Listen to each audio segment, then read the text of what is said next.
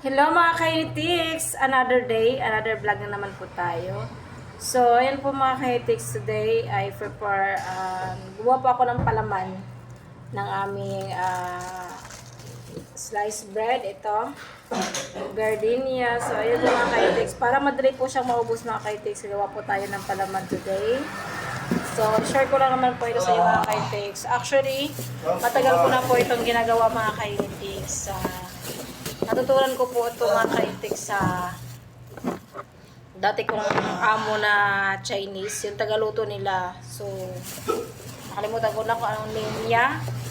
Basta yung tagaluto nila dati, so yun, sa kanya ko yun natutunan dahil tinutulungan ko siya kung paano gumawa. Siya rin nagturo sa akin. So, ito po mga kaintiks, ito po yung kanyang ingredient. Egg, and ito po, Lady's Choice. Ayan po mga kainitics, itong Lady's Choice na ito mga kainitics, hahaluan po natin siya ng egg. Ayan na po yung palaman ng ating sliced bread for today. Actually mga kainitics, ano na po kung gaano kadami. Ito po yung paglalagyan natin sa ating palaman. So bali naglaga lang po ako ng 4 na egg. Ayan. 4 na egg. Para po ilagay natin dito. Makagawa na tayo ng palaman.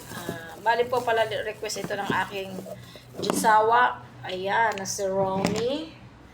Kasi siya po ay not feeling well. So, ayan. Pagsilbihan natin ang ating mga mahal sa buhay. So, let's go!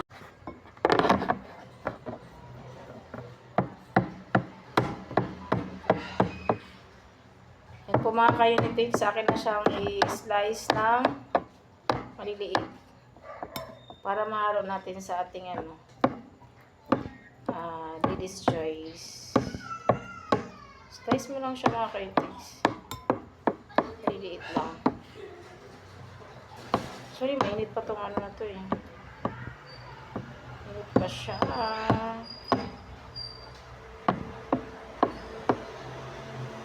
Dali 4. Slice mo lang siya ng slice. Unti-unti yung pag-slice. Tara po lahat ng mga kaintics ng egg. Yan. Durugin po natin ang durugin. Kasi haluan natin siya ng